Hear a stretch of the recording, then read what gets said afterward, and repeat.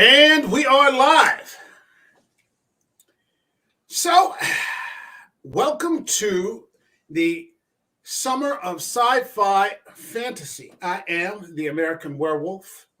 This is an American Werewolf in New Jersey. In the house tonight, we've got Bill E. Jersey. Stopping in from around the Asbury Park area. And thanks for joining me once again. Thanks for having me, man.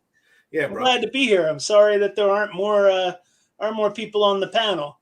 It's sometimes that's the only time I get to see these guys. I look forward to seeing them, and then they're busy.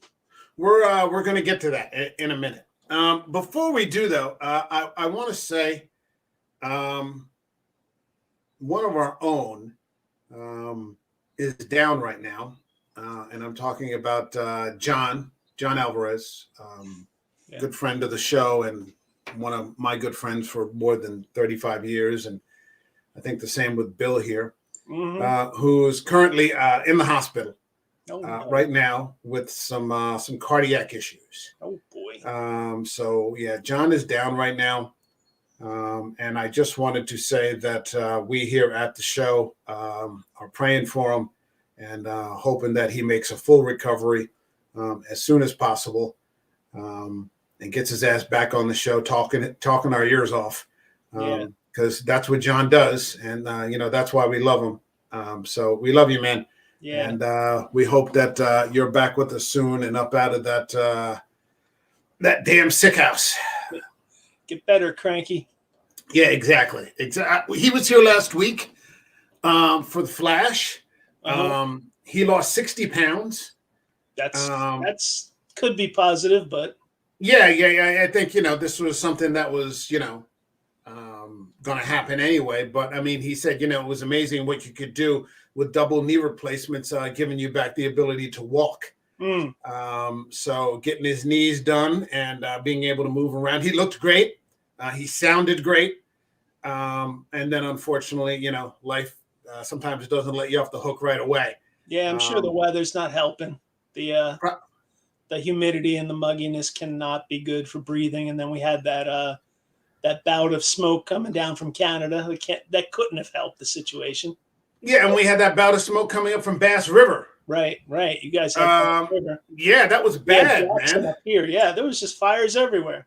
I thought I was walking out one day in fucking Schindler's List. I'm like, what the fuck is going on here? Shit's just ash just fucking dropping down from the sky. I'm like, did we nuke Port Republic? I'm like, what the fuck is going on? It was like being in the road. Yeah, it was. Yeah. It was actually. Yeah. I see my neighbor going down the street with his fucking shopping cart. I'm like, oh, all right. We're already at it. Start filling up the tub. So the purpose of this show this evening, talking about sci-fi fantasy, is to discuss Denis Villeneuve's Dune. Yeah. And Dune dropped in 2021 while we were still in the stranglehold of the pandemics and the lockdowns, and I think it went straight to HBO. I don't think it even got a theatrical release, which is a shame. And as I watch movies like this, it occurs to me that I need more than a 31-inch television set. So at some point, I'm going to have to get better about that. But I just watched it again, maybe for the third time since it's come out. I saw it once when it dropped. I bought it on Blu-ray, and then I just watched it again for the show. Now, this is based on the book by Frank Herbert, which dropped... When did Dune drop? I discovered Dune somewhere in the early... This is 1965. Yeah. So I discovered Dune in the late 80s, early 90s, in my college phase. I've only read them once. I've read the Frank Herbert books, not the Brian Herbert. I didn't get to those. I didn't hear bad things. I just never got around to them. I read the first three, Dune, Children of Dune, and Dune Messiah. And they're I thought they were fantastic. I'm going to have to get back into them again soon. The second movie is about to drop. I guess the purpose of this particular show is to discuss, to figure out, is this film cinema? This show sort of works on three categories. At the lowest category, you just have content, which is filler, kind of low-level stuff. Generally, we don't cover very much of that here on the show. A lot of the other stuff that we have, a lot of the middle tier that we cover is entertainment. And I would argue that a lot of what we cover on this show runs to mid to high level entertainment. But then you get that thing that occasionally transcends that to what I consider to be the highest level, and that is cinema. Right. Off the top of your head, before we get into it too deeply, give me your general opinion of what you thought of Denis Villeneuve's Dune. Okay. This is the other problem with not having a lot of people on the panel. I am not a Dune guy at all. I have never read the books. Oh, really? Never watched the 1984 movie with Sting and Kyle MacLachlan. Never watched the TV show in 2000. It is just something. Wait! Before you go on too far, I brought something in for you. Okay. Oh yeah. Congratulations. I came back to bite me. I texted that to all you guys. It's like The Wire when McNulty tells him where he doesn't want to go. Just don't send me to the boats. Exactly. Oh my God. Okay. I deserve that. Sting in his 8-pack. Yeah. I remember when Sumner's Tales came out, not to go on a Sting sidetrack, but it was like 30 years ago. And like the whole documentary was him doing yoga. I'm like, what the fuck? Mm-hmm. Like, this isn't the police. They're not covering any studio jam sessions or anything like that. It's just him watching him breathe for 45 minutes. I'm like, okay, I guess this is one way to go. I'm telling you. All right. I guess, that's longevity, more power to him. He lives a healthy life, Sure. I heard he goes to the pub all the time with no money. He never has any money on him or something like that. Never needs it. He's Sting. Yeah, I suppose. Oh, it's always on the house. Mm-hmm.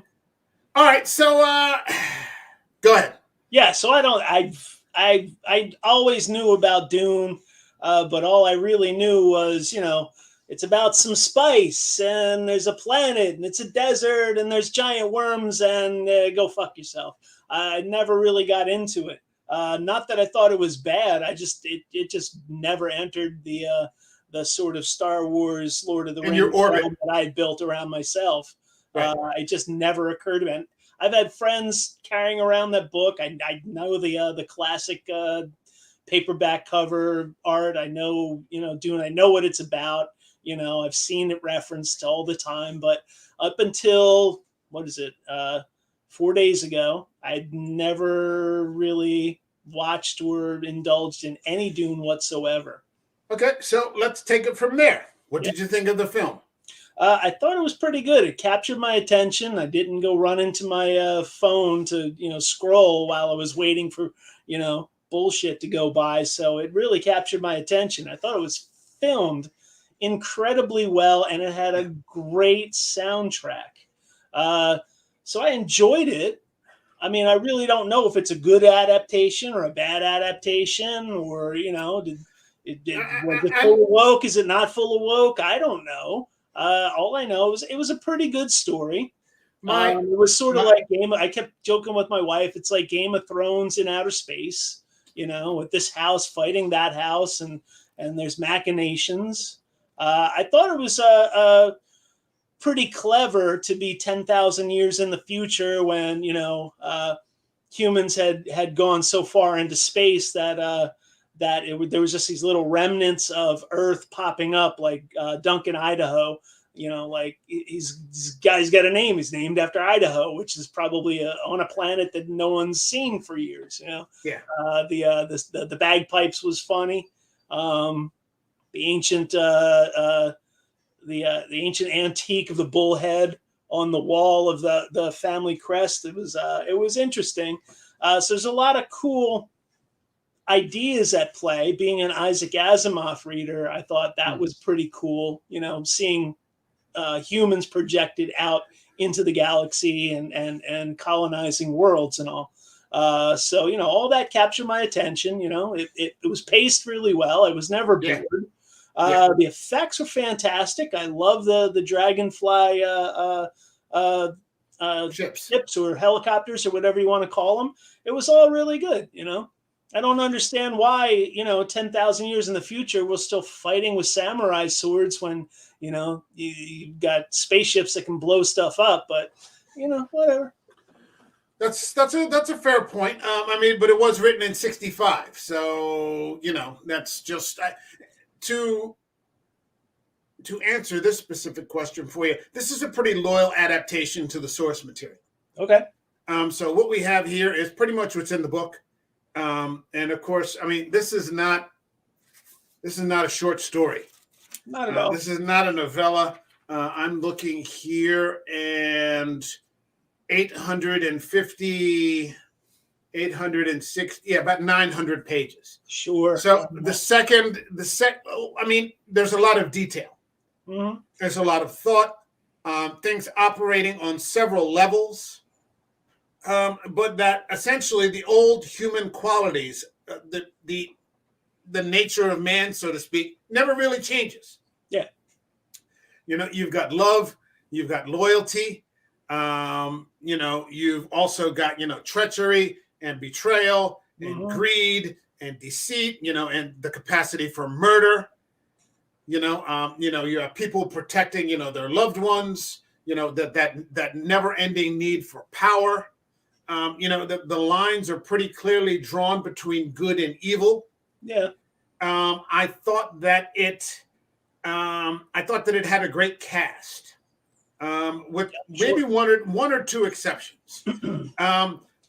Zendaya pulled me right out of it. Yeah, that's the first one I was going to mention. I'm not a Zendaya fan. She's like that's got to be like Gen Z lip service. Yeah, it's not her fault. I mean, she did a fair job in the movie. It's just every time I saw her on screen, my back of my head is screaming, "Hey, that's Spider-Man's girlfriend." Mary Jane. Yeah, what the hell? Mary Jane made it out into space. Yeah. We've got, Timothée Chalamet, who I don't really know. I don't know anything about him other than this. He's got that wafy sort of, girl boy thing going on, the very feminine sort of, but he's a big hit, so They hired somebody who's, younger. In the original Lynch movie, it was Kyle MacLachlan. Yeah. And he did look older in that movie, even though he's supposed to be young 20-something. But I think he's supposed to be 14.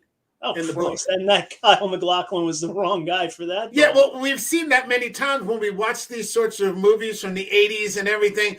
And, you'll see, this guy was supposed to be 19 and it looks like he's 35. The kids that they would hire for high school movies, back in the day looked absolutely nothing like freshman. Yeah.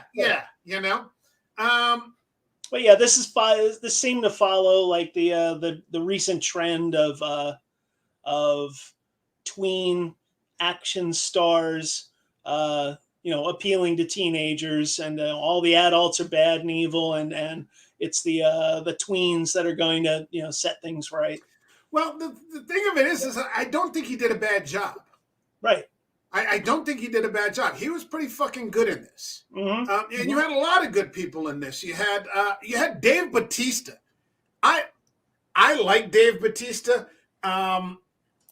I know it's easy to make fun of him because he used to be a professional wrestler, this, that, or the other. But I think he takes a lot of chances with the roles that he was in Blade Runner 2049. He's done a little MCU humor. He's done some M. Night Shyamalan shit. Now he's starring with Villeneuve. I just saw him in that M. Night Shyamalan movie, and he was fantastic in that too. So I'm glad to see him getting roles where he can be kind of a serious actor and show some chops. I also saw him, The Rock. I saw him a long time ago in a really, really terrible B movie about a janitor in Brooklyn, sort of protecting people when the white nationalists come attacking Brooklyn in helicopters. It was a horrible premise, but he did a pretty good job in that too. And that was right before I saw Guardians of the Galaxy. So I kind of saw him as a serious actor, and then as Guardians of the Galaxy MCU, and then back to this serious acting because I saw the M. Night Shyamalan movie and this back to back. And I thought, yeah, he did a pretty good job. He's trying. He's trying. As opposed to The Rock, who never takes any chances. He always plays The Rock. Right, in every movie. There's a meme out there with like 4 different pictures of The Rock all in the same shirt. And they're like, this is bullshit. These are actually 4 different movies. That's right. These are actually 4 different movies. And he's wearing the same like khaki sort of short sleeve shirt that, shows all his arms like in all the movies. It's the same fucking movie. You had Oscar Isaac. Yeah. As Leto Atreides. I'm a little tired of Oscar Isaac, not as tired as I am of Pedro Pascal. I'm so fucking sick of Pedro Pascal. But I liked him here as Duke Leto. Mm-hmm. Who else? We had Josh Brolin. Yeah, Josh Brolin and Momoa both stood out and did a really, really good job. As soon as I saw Momoa, I was like, oh, God damn it, here we go. Because he's a guy who I think is typecast and he's constantly playing just these cookie cutter roles where he just sort of sleepwalks through them. But this one, I bought it. I bought him in that role as Duncan Idaho. I liked it. Yeah. It was really, I mean, Josh Brolin, he's only in it for a little bit. He has 2, maybe 3 scenes. Mm-hmm. Well, the training was great. Oh yeah. Now in the Lynch movie, this role is played by Patrick Stewart, who's still fucking bald and looks like he's 70 back in like 1984. Right. That was right after Excalibur when we proved he could be a knight of some sort. Who else do we have? We have we have Momoa. We have Rebecca Ferguson as the lady as Lady Jessica from Dr. Sleep. Yeah, she was great in that. You have Stellan fucking Skarsgård, who's just so fucking evil. Yes, and I didn't recognize him at first. I was like hooked into like, what the hell is that thing on his back?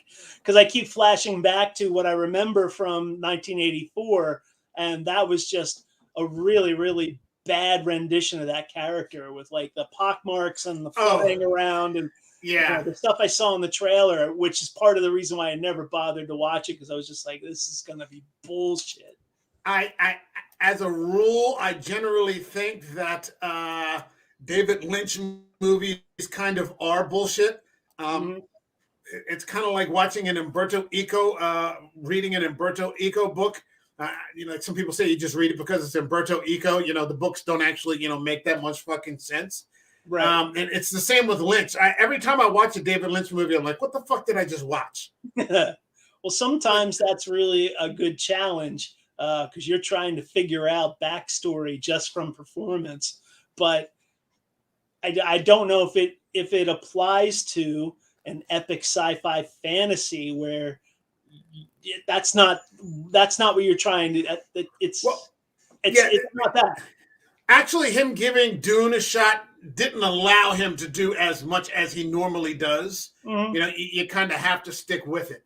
Hold on a second. We got a lot of comments here. Of course, we got Nerd Cookies, I said earlier on, because he was going to do a stream on Dune, and I put like the first comment in. I'm like, we're doing it tonight, man. And the question, of course, is it cinema? Short answer, yes. Long answer, yes. Okay. We got Patrick from Have Cheetah Will View, and he said he read Dune decades ago. I'm going to read it again, prepping me up for the second movie. And I think this Zoinks was in response to Sting. Having to look at Sting and that fucking ridiculous. And you could see already, I mean, from how idiotic Sting looks back then to the tone of what you just watched 2 days ago. Yeah. Clearly they're taking it far more seriously. Mm-hmm. I think Villanueva is a far more serious actor. There is some humor in this, but largely it's not, there's not that much. It's kind of a very serious tone. I really appreciated that. That was that's part of my trepidation with Dune, is that its reputation for people who are not into Dune was it's nonsense. And what I remember from the trailer from '84 and Sting and the TV adaptation, I was just like, Oh, yeah, yeah. all right, I'll take your word for it. It's and this is coming from a Star Wars, Lord of the Rings guy. If I'm going, that's too goddamn nerdy. Then it's going to turn me off. Yeah, this has a lot more depth, I would argue, than Star Wars. Oh yeah, no doubt. You know, No doubt. and most of this. I'm just saying, I'm not against Dune because I don't like nerd stuff. I'm way into the nerd stuff. It's just the thing that I never got into, and part of it was its reputation of being for ultra nerds. It's highbrow. Right. It's highbrow sci-fi, and that brings into the question of cinema. You know, this isn't, you know, it's not even like Ridley Scott's Alien, you know, which I love or something like, you know, this story is much more deep than that. Yeah, it's on the level. I can tell the writing is on the level of its contemporary Lord of the Rings. You know, it has more levels and more depth to it than a sci-fi movie. Like I said, it's Game of Thrones in space. Like when you get to Dr. Yu, you know, betraying everybody. Yeah. You know, but you hate him. Like, I hated Dr. Yu. But then you see why. He's like, they've been torturing my wife. Yeah. They're pulling my wife apart like a doll. Yeah, absolutely. You know, and telling me about it, you know, and they say if I, you know, they'll set my wife free. You know, there are human reasons. You know, it's relatable. Yeah, it's a really good exploration of totalitarianism, oppressive, and at the time it was written, it would have been recalling World War II, but also the Cold War, 100%. Yeah, yeah. You know, because I mean, you is just you like him, and then you realize, holy shit, he's just fucking killed everybody. Mm-hmm. You know, and then you hear why, and you're like, okay, I almost kind of understand that, you know. And, you know, Castellar, Daniel Garcia, he says Dune never took off in the 80s. I think because of Lynch's interpretation of it. You know, it just comes across as campy. Yeah. You know, and you could argue that that's just the limitation of the time, maybe. Or you could just argue that it's David fucking Lynch. Because if you can make Dune and if you can make Alien in like 79, you could probably do something. There's no excuse. The effects on the trailer are bad. The whole setup is bad. And here we go. Mystical mom, space witch, and she's named Jessica. That was hilarious. Calling back Earth names. Well, I just thought it was interesting that she was introduced as his concubine. Like, it's not his wife. He says that, you know, right before, you know, it all goes to shit. He's like, I should have married you. You know, but like, she's his concubine. You know, you probably couldn't write something like that nowadays. You know, I thought that was an interesting turn. And how, you know, these sort of witches are like, they're sort of controlling the politics for their own designs. Yes. You know, the politicians and the barons and the emperor all think that, you know, the witches work for them, but really it's kind of the other way around. They just don't know it. They're the ones secretly kind of controlling everything. You know, it's these cast of women, you know, that stand outside of society. You know, and, you know, I just like that whole thing with the voice. I just thought that was fucking awesome, and the way they handled it, like with the sound effects. You know, the way, you know, people just drop to their knees, you know, and, you know, this sort of shit. I thought it was fucking great. It's interesting that these are all like very feminine powers as opposed to the very militaristic world that the men inhabit. It's very much on the level of elves, really, Galadriel and such. But she's teaching these secrets to the young man, which it seemed out of character, but she was very, very much into teaching him all these secrets that seemed to be female only. Well, this whole idea that you see in the beginning of the movie where she's very much chastised, for not giving birth to a daughter. Mm. You know, they want another witch, but you know, maybe the wife, you know, Lady Jessica has this idea that if I have this boy, he might actually be this destined sort of Messiah, you know, the person that's going to save everybody, because that's sort of what the point of all this is.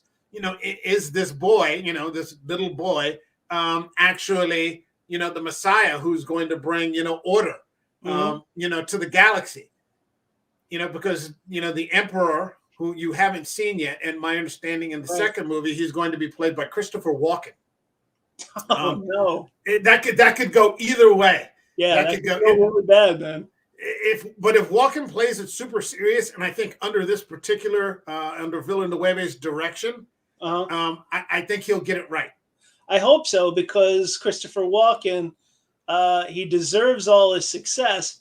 He's ever since, I'd say, the early '90s, he's had a lot of fun making fun of himself and playing into the meme of Christopher Walken.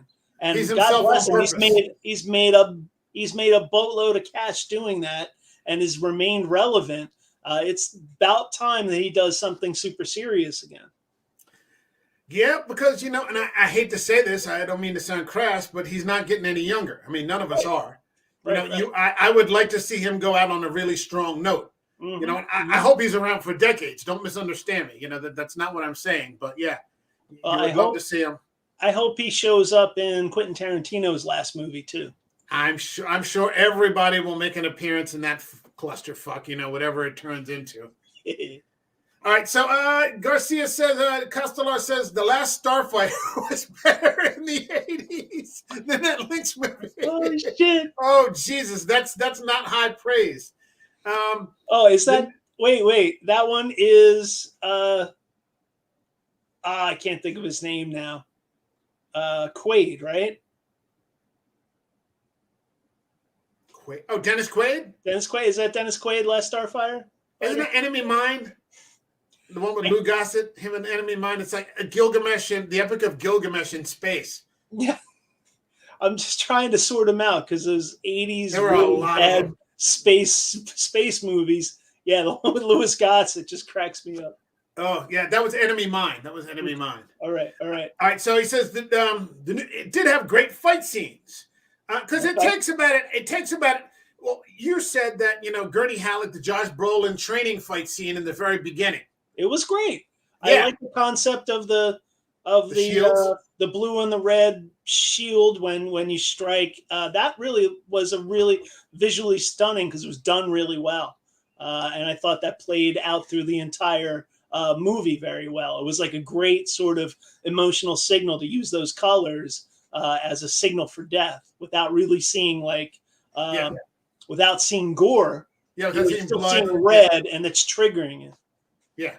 And yet, with really good action scenes, it's not an action movie.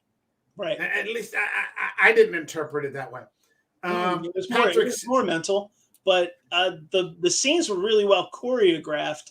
I thought kind of better than a lot of than the Star Wars lightsaber battles, at least the sequel trilogy.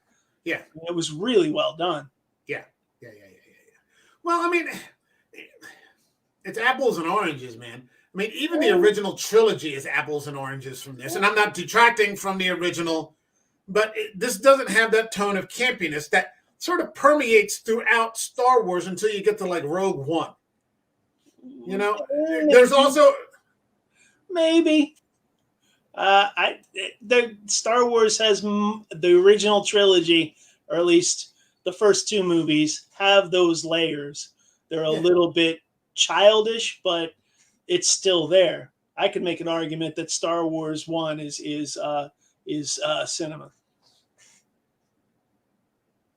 I'd have to think about that. I'd have to watch it again. On that I'd have to watch it again. You know, I'm not trying to compare the two. I'm not trying to compare the two. I'm just pointing out the action sequences were really, really well done. And this one did not get as much hype over all that as, say, the Star Wars sequels, which were like, you know, hyped to no end by Disney, and they didn't deliver. I don't know if this is what you would consider a blockbuster, even though it's probably a big budget science fiction movie. It's not a blockbuster. Right. That's why I'm saying, it's going to get released, the second one, somewhere around late November. I don't think it's going to make $1 billion because I don't think a lot of people like Dune is sort of a niche crowd. Yeah, it's still a very niche crowd. It's still very much a it's still a sleeper as far as sci-fi properties go. Yeah, I don't think it'll ever really take off in the same way that, because it's just limited in its story. I mean, I don't think that Villanueva will go on to make the other two movies or, just go on with the rest of the series. But damn, I mean, I love the set designs. They actually went to Jordan to film. Yeah. And he was here. He said he was there for something else, and he's like, "Wow, if I ever get a chance to make Dune, I'm going to do it here." And like 5 years later, he's offered the chance to do Dune. And he was like, they had Momoa, and because I have it on a bunch of docs on the Blu-ray, and he's like, I've never seen rock like this. He goes, "I'm a rock climber. I've climbed like everywhere." He goes, "I've never seen anything like this." Okay, we don't need elaborate big CGI things, although some of that is done. Yeah. We could just go right into the desert and film. Yeah. It's fantastic. It looks very natural. The practical sets were appreciated because I'm sick of CGI right now. Yeah. I'm really sick of bad slapdash CGI, which films are turning more and more to. And it's disappointing because CGI can be really, really fantastic. Case in point, the goddamn worm in this movie. It looks great. Yeah. Yeah, absolutely. Absolutely. And yeah, well, much better than it did in the, I'm sorry. There was a quick 2-minute video I had of this guy, and I must have taken off the bookmark, where he talks about what's happening with the state of VFX and how they're so overworked. Mm-hmm. Because, he's like, hey, people look at James Cameron's Avatar 2 and they're like, oh my God, that's spectacular. He goes, yeah, because Cameron took 10 years. Right. To make something like that. He goes, as opposed to these other companies, and I'm not going to name any names, but he said he was involved with The Flash. And he said, God. What happens is the board of directors just decide that they want more. Yeah. So you don't have any time to actually make anything look good anymore. Mm-hmm. Everybody's just stressed to the max and like work to the gills. And the boards of these production companies just don't give a fuck. They just want more product. Right. I'd rather see one really, really well done CGI monster than 100 robots falling out of a giant spaceship. Yeah. And this is the best sandworm I've seen since Beetlejuice. All right, so what else do we got? We got it's about power, oppression, and rebellion. Sure. A lot of people love the novel. Yeah, but it's a niche crowd. It's a niche crowd. Greed and dishonesty. Yep. Chalamet is. Oh yeah, I think there's a Willy Wonka coming up. There's a new Wonka. Yeah, and it's not supposed to be comedic at all or something. Okay. It's supposed to be very dark. As it's supposed to be. Batista was. Yeah, he said there's like absolutely no humor. There are no jokes in this whatsoever. Chalamet has said. No hip hop. I don't think so. I didn't like. No Jessel jokes. Come on. I didn't like that one with Johnny Depp. I hated that one. Yeah, it gave me a headache. Yeah. Batista was in Hotel Artemis and Riddick. I didn't see Hotel Artemis. That was the one with Jodie Foster. Don't know what it is. Josh Brolin should be Dick Tracy. It's like a hotel that tends to hit people. Hell yeah, man. You are absolutely right. He would do well as Dick Tracy if they did it, again, dark and realistic instead of that cartoony thing they did with Warren Beatty. Yeah, Warren Beatty. Warren Beatty, yeah. Or the Green Hornet. Okay. Didn't they do Green Hornet? Yeah, with Seth Rogen. Seth Rogen, yeah. Brolin would be a good Britt Reed. Who the hell's Britt Reed? I don't know who that is. Josh could be a villain in Escape from New York. Oh God. Here we go. No, All right. No. Make it stop. Stop. Bradley Cooper could not do Snake Plissken. I'm sorry. Yeah. Nobody else is Snake Plissken, but Kurt Russell. Leave that alone. Leave that. So, I mean, when the action does kick off, it's like a good hour into it. I checked, it's like almost an hour and 20 minutes before the shit really starts to hit the fan.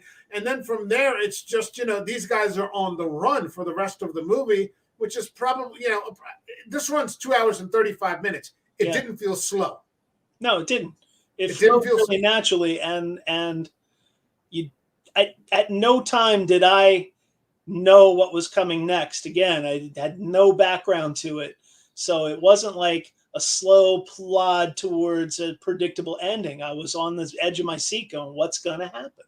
I was hoping for, and obviously it's not source material, but I was hoping for a Momoa v. Batista fight. That would have been cool to see those guys going at it, but of course that doesn't happen. That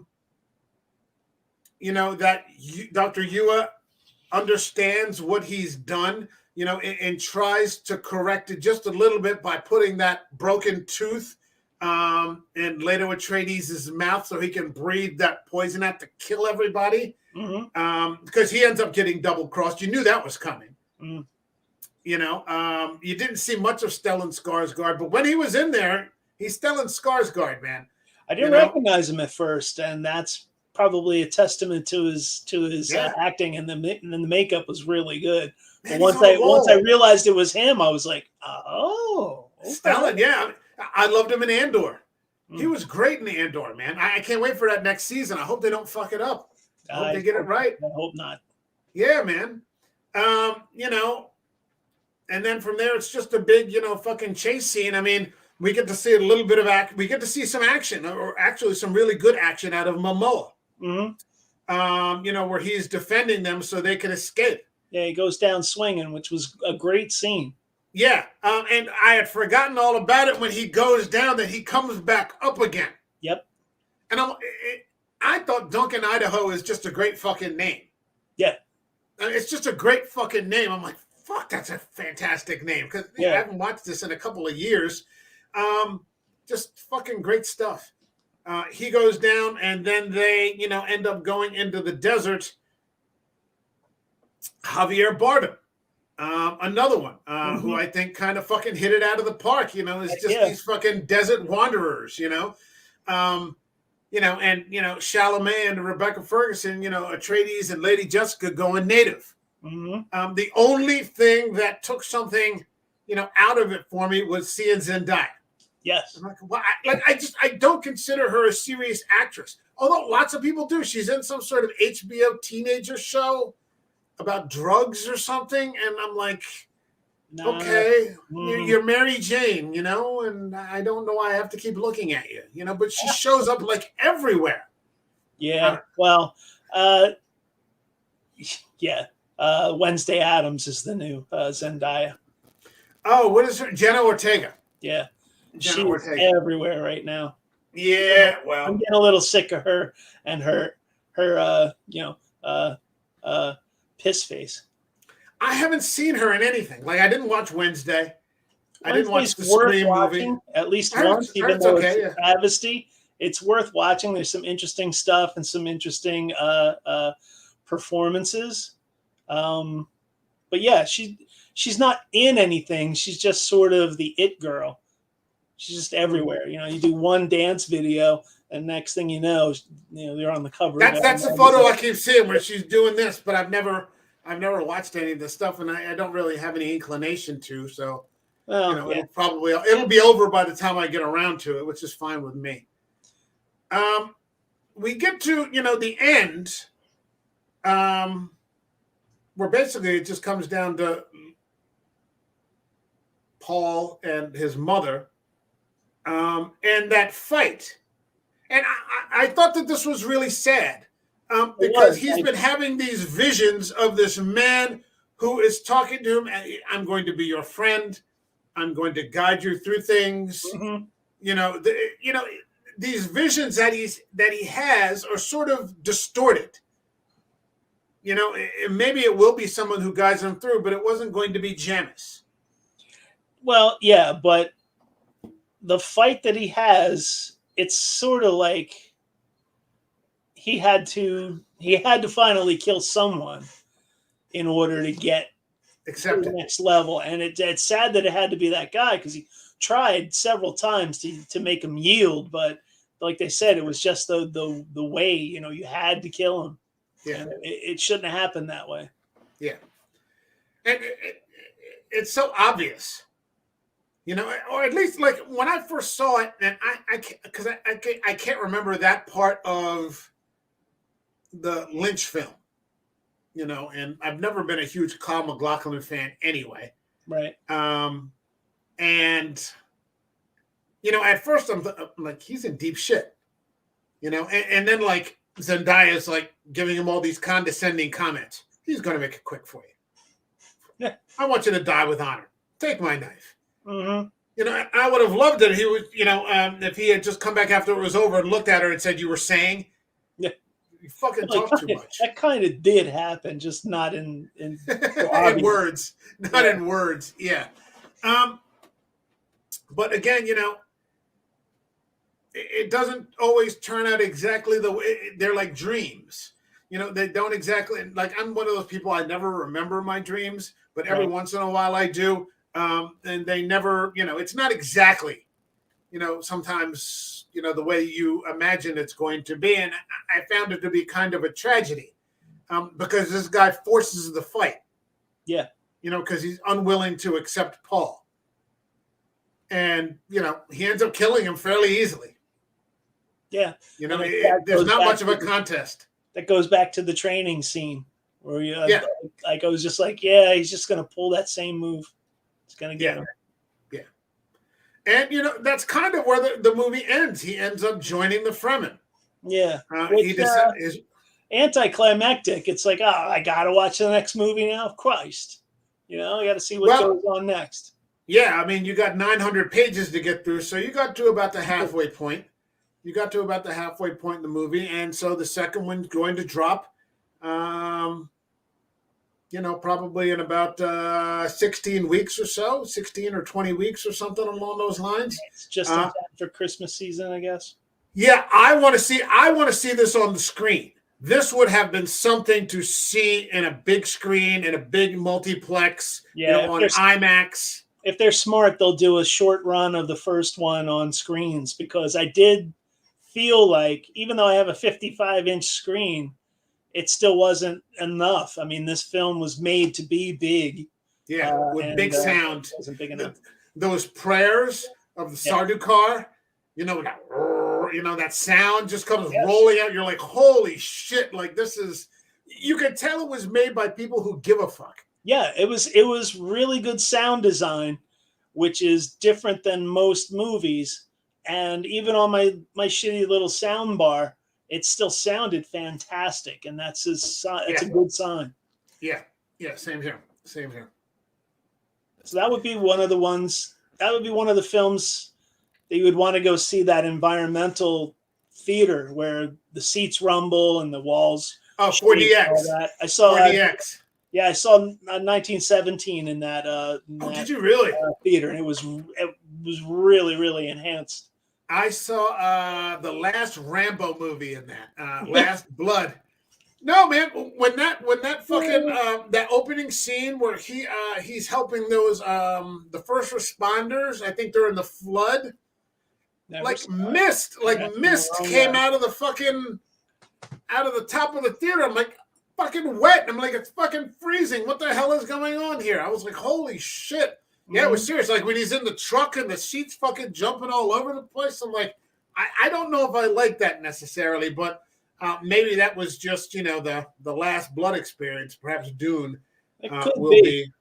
There was smells when I went. There was some smells. I don't remember smells. Yeah, but I mean, you know, it comes back to this, again, human condition where the emperor, jealous of the Atreides clan gaining too much money, gaining too much power, sets them all up to be murdered. Right. So if that's the Christopher Walken that we're going to get, you know, who's just a straight up fucking killer, you know, or just, I don't know how he's going to play it. Maybe he's going to play it like a bureaucrat, you know, who's just, you know, some psychopath, you know, or something like that. Or, you know, the potential for greatness is there. I just hope it's fulfilled, because now I'm interested. Now I want to see it. Yeah. Well, you know, and that was the thing. I mean, we talked to people on, you know, with the usual suspects. Eric hasn't seen it. Okay. Ryan hasn't seen it. Okay. John probably has seen it, but John, I would peg as someone who read the book when he was in like 8th grade. Yeah. I think it was actually Paul, his brother Paul, who turned me on to Dune back in the day. That's so. Yeah. So I mean, you know, but he can't be here right now, of course. Right. You know, unless he's streaming from his room. Turn it on, get in that hospital Wi-Fi. Yeah, you know, what's wrong? You know, come on. But I mean, yeah, it's a great fucking movie. And I think even with this release that we're seeing, clearly not many people have seen it. You know, with all that time that people spend at home and so on and so forth. Again, you know, it remains a niche thing. You know, perhaps by its own design. I'm okay with that. If I wasn't doing this, I would have never bothered to sit and watch it. It pays to be a part of an American Werewolf in New Jersey, man. I'm telling you. It does. You force all these fucking flicks underwater that have become favorites. So that's a good thing. Hereditary, Underwater. Yeah, fucking fantastic. Hold on a second. We got Anthony Jordan, Movies and Gaming. What's happening? Thanks for stopping in on the show. He says, one of the best movies of the past decade. It's some serious shit. I mean, if you look at Villanueva's roster, I mean, he's clearly a serious director. Yeah. The guy's not fucking around. If we look at his body of work, hold on, and I'm bringing that up now as a director. Let's see. What do we got? All right, so we got Dune Part 1. I mean, he did the Blade Runner 2049. I wanted to hate that, and I didn't. So I thought it was great on that. Yeah. Arrival. I love Arrival. Mm-hmm. That might be on the roster for the Summer of Sci-Fi. Have you seen that? Nope. Really? That's a serious fucking movie. Sicario. All right, maybe we'll get you. We'll have to. I don't remember what's on the list exactly. I have to look. Sicario, fantastic. Have you seen Sicario? No. You fucking living in a hole. Jesus Christ. I know. Prisoners. I live in a hole. You're living in fucking Asbury Park, man. It's depressing. Prisoners. I haven't seen Prisoners. I got to get to that. And we got Eric here. He says, I'll give this one a shot because it has a great sounding cast and no half-naked Sting. Too late, Eric. Too late. I hated the original. The original one is a fucking... It's not Dune. It's a David Lynch movie. Yeah.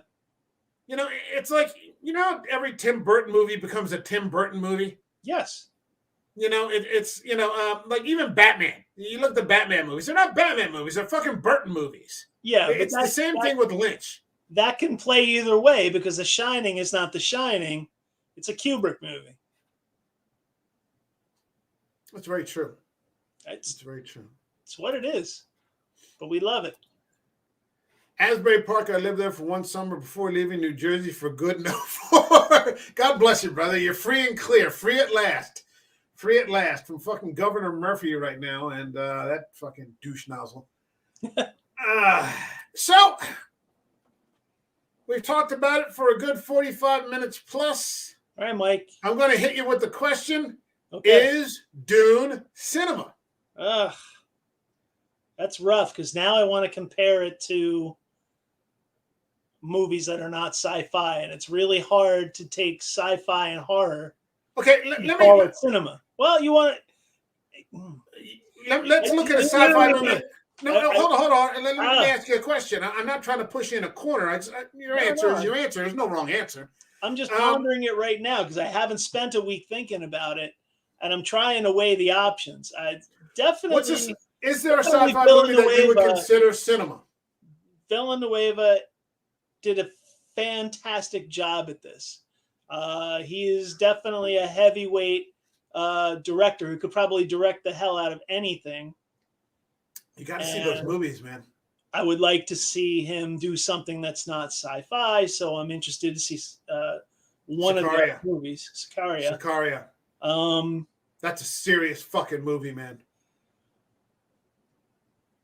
Yeah, if the book wasn't so niche and the following wasn't so underground, it would be easy to make an answer, but I guess it's cinema in the same way that Lord of the Rings was cinema, in that the performances, the cinematography, the soundtrack, it all elevated the source material to a point where you can say, yeah, I would go with yeah, but I'm not going to give that movie. I'm going to give it a 4.5. I'm not going to go all the way to 5. Let me pull something up here. Hold on, because I just dug you make an interesting point, because you need parameters. So I just found this. This is just a quick Google search. What constitutes cinema? It says cinema is generally a branch of art that uses dialogue, editing, the scene's layout, light, sound, and decor by the film made. Mm-hmm. It has the opportunity to explain everything human in depth. It is the transfer of social, economic, and cultural issues by dropping moving images on a screen or curtain. I'm not sure what that last. Oh, it is the transfer. I'm sorry. Of social, economic, and cultural issues by dropping moving images on a screen or curtain. Under those criteria, speaking for myself, I would say that this constitutes cinema. Okay. I'm going to say so. There isn't a huge resource of science, like you said, there's not a huge resource of science fiction and horror that falls into this category. Right. You know, when we talk about The Exorcist, you know, I would say that constitutes cinema. Right. But because even though it's about a 12-year-old possessed by the devil, that's not what the movie really is about. Right. You know, maybe some of the things, like maybe Eggers the Witch. Yeah. It's not about the witch. It's about pride. Right. You know, and and ego, and all these different things. Or maybe Hereditary. It's about broken families and suffering in silence. But those they're few and far between. It doesn't happen. Like even Alien. There's so much going on in Hereditary that because of the source material is not in Dune. And there's no chance to put that in Dune. Even though there's a lot going on in Dune, it doesn't reach Hereditary for me. That's fair. It's far more human. Here we're on other planets, and there's just spaceships and giant fucking worms, and I can't wait to see the worms in the next movie.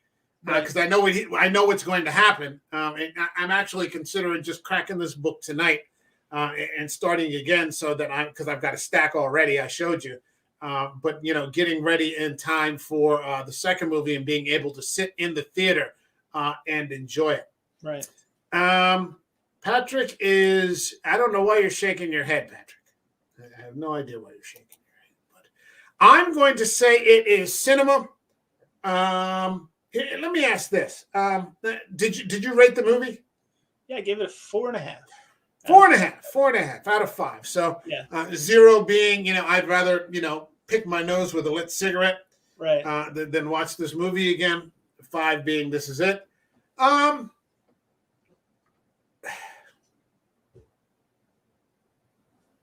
going to go with 5. Okay. I can't think of anything wrong with it except for Zendaya. which actually isn't a flaw because her role, at least at this point, isn't that significant. You know, so she's got a very muted, sort of thing, and I think it's like that Gal Gadot thing. That's why she was so good as Wonder Woman. She had just a muted sort of thing that she had to do and look fucking fabulous, Right. like every second of the day, which, is just, waking up in the morning for her, and so she's perfect. Yeah. You're like, this is, it doesn't get any better than this. You don't need anything. Hold on a second. He's hit. Oh, he hates Hereditary. Yeah. Patrick. Oh, okay? His taste in music, his taste in movies. We're trying to keep it in the realm of sci-fi and horror here. Yeah, we're seeing what can burst through genre and be on that next plane. Yeah, it doesn't happen very often. Dune easily summed up: all humans are flawed, all leaders are human.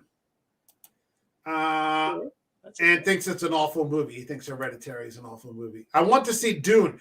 Yeah, I believe this is. I own a copy, so this time I didn't pull it off streaming. I own my own copy, but I believe this is available right now on Max, HBO Max. So is that how you saw yours? Yeah, watch it on Max. Okay, so it's available on Max right now, and I'm sure you could probably find a used Blu-ray at this point, 2 years into it, for like a couple of bucks, and that's fine.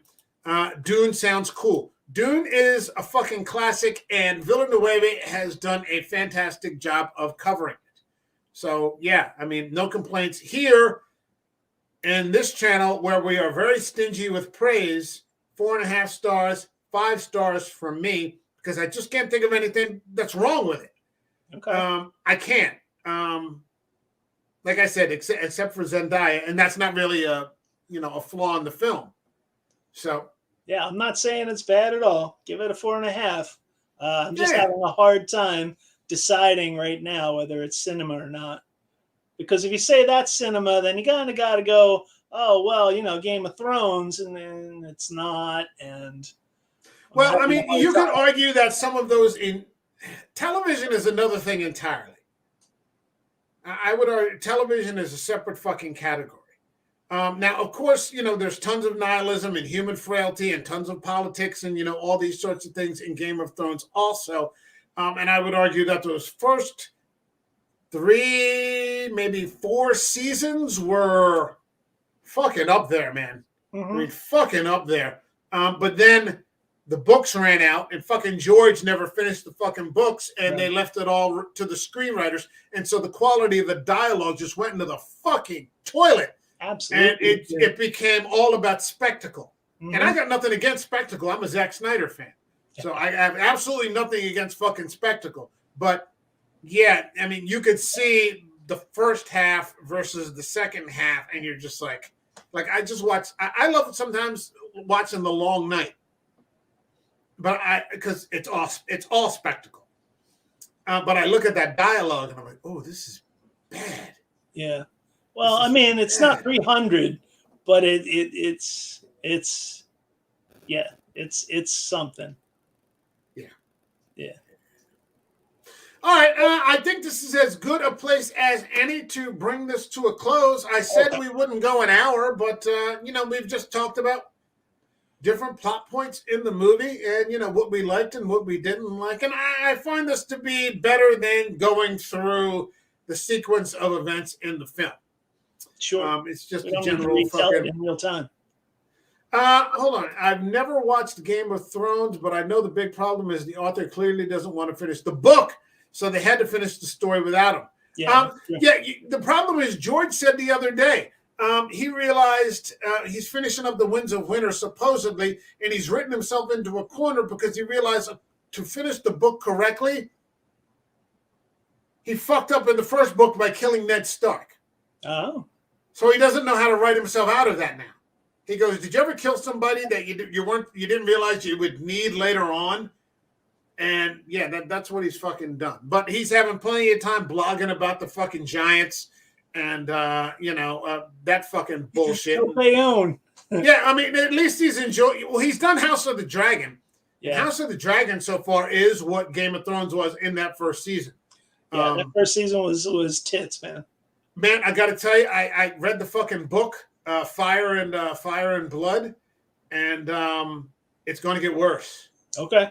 It's going to get fucking. Whoa! This next season is going to be fucked up. Oh, I hope so. So yeah, it's going to be good. Okay, so 5 stars, 4.5 stars. It's cinema. It's begrudgingly cinema on the part of my guest here, Bill E. Jersey. I'll give it that. It was definitely worth seeing. If anything else, especially for someone who doesn't give a rat's ass about Dune. Now I want to see Christopher Walken as the Emperor. In complete seriousness, you should read the book. Read the book. It's good. It's as good a sci-fi as it gets. Okay. It's as good sci-fi as it gets. All right, Billy Jersey, do you have anything you want to plug? No. Okay. Maybe. No. Wait, hold on. I'll just drink my whiskey. Accuracy, I'm looking at my calendar. Okay, August 7th, my band Otto's Jacket will be playing the opening night of the Middlesex County Fair in New Jersey. There will be fireworks, so come and see us. Nice. Monday, August 7th, Middlesex County Fair. Okay, all right, sounds good. This channel will be here tomorrow night, talking and catching people up on the update of what's coming up with Dune 2. And all the information, what's going to be happening, who's starring and what, so on and so forth. We're going to do a review what's going on with that. On Wednesday morning at 10 a.m., I'm going to do a stream with Marty from the Trash Picture Show on one of the best fucking animated series I've ever seen. I'm talking about Genndy Tartakovsky's Primal Season 1. We're going to do a review of the entire fucking season. This show is fucking lit to the fucking core, and I can't wait to talk about it with Marty all the way in Dublin. We've been wanting to get this off the ground for a long time. Earlier, a few weeks ago, I picked up Season 2. Season 3 has been greenlit, so we're not done yet. There's going to be more fucking Primal. I can't wait to talk about it. And then on Wednesday night at 8 o'clock, I'm going to do another stream talking about Secret Invasion, which so far has not been great. Oh, no. You're killing me. I haven't started it yet. I'm waiting. It's the first episode. So there are 5 more episodes to go. The best scenes so far in the first episode are when Sam Jackson is in it, because it's Sam Jackson. And I always enjoy watching Sam. That's why I did it, because if it was something else, I probably wouldn't have even covered it. But I'm like, I want to see what Sam Jackson's doing. So far, it hasn't knocked me over, but time will tell. Waiting to see it with my drummer, who's a huge MCU guy. So I hope it doesn't suck. Yeah. Same here. I don't want it to suck either. I want the MCU to do okay. Now, Patrick and I have been talking about, he brings up an interesting point. Looking at the Lone Wolf and Cub movie series, which is based on the manga series Lone Wolf and Cub. And Patrick, you can reach me on Twitter. I DM'd you because I shut down that second IG page. I wasn't doing anything with it. And we'll set it up. If you want to do it next Monday and start it, that's fine. I think there's 6 movies in the series that we have access to, and we can start from there. And those will be fun. Little samurai flicks. Samurai flicks are cool. Okay, my thanks to Bill E. Jersey for stopping in tonight. Next week, I'll talk to everybody in the chat, but I think I have an idea of what I want to do for next week's Sci-Fi Fantasy. And we'll see who wants to jump on that. It just won't be Monday because Patrick and I will be doing Lone Wolf and Cub. We'll see you all in the next video. I'll be back tomorrow talking about Dune 2. All right, all the best, everybody. All right, thanks, Later, man. Gators. Peace.